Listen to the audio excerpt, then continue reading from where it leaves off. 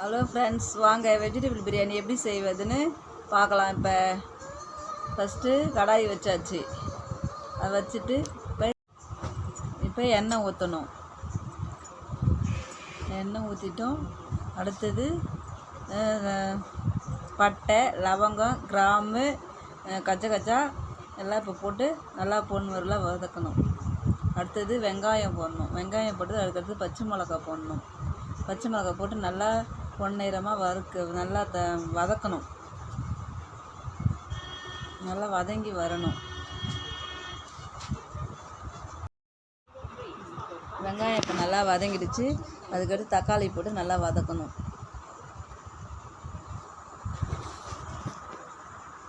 தக்காளி போட்டு நல்லா வதக்கிட்டே இருங்க.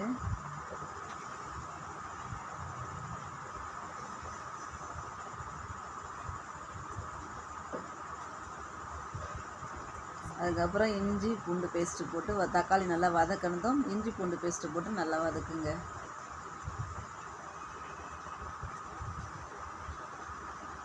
மூணு நிமிஷம் நல்லா வதக்கணும்.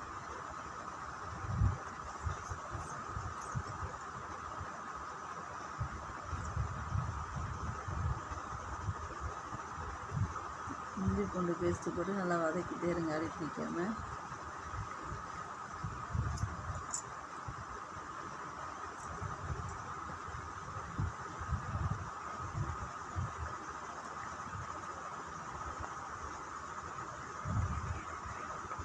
தேவையான காலிஃப்ளவர், வெஜிடபிள்ஸ், காயெல்லாம் போடுறோம். இப்போ வதக்கிறதுக்கு காலிஃப்ளவர் போட்டிருக்கோம். உருளைக்கிழங்கு, கேரட்டு, பீன்ஸ்லாம் கட் பண்ணி வச்சது போட்டு நல்லா காயை வதக்கணும்.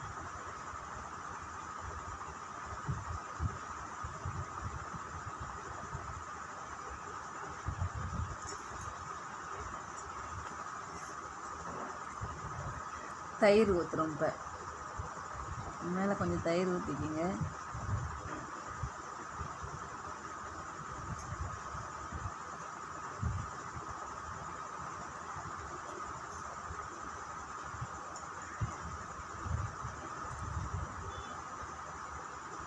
கருவேப்பிலை, கொத்தமல்லி, புதினா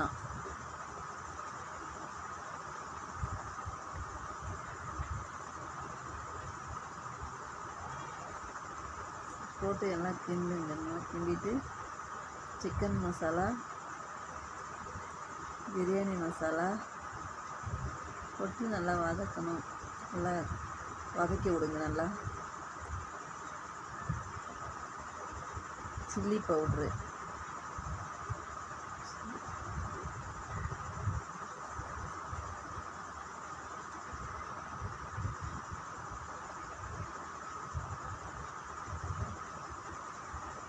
இப்போ நான் ஒரு 2 கப்பு அரிசி எடுத்துருக்கேன். இதெல்லாம் 4 கப்பு தண்ணி ஊற்றிருக்கேன்.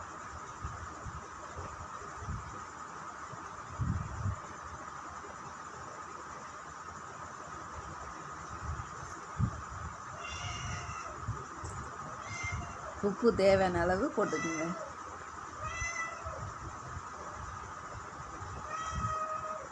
அவ்வளோதான், முடிஞ்சிச்சு. இப்போ கிண்டி விட்டு பிளேட் போட்டு மூடிடுங்க. நல்லா கொதித்து வந்த உடனே நல்லா கிண்டி விட்டுட்டு அரிசி போட்டுருங்க. அரிசி ஒரு 1/2 hour ஊற வச்சா பிரியாணி நல்லா பலபலன்னு வரும்.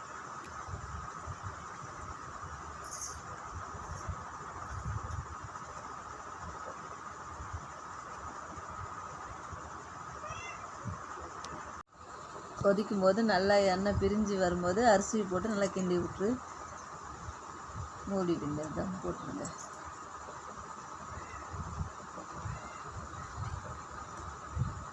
உப்பு, காரம் நல்லா டேஸ்ட் இருக்கான்னு பார்த்துட்டு மூடி வச்சுருங்க. பிரியாணி ரெடி.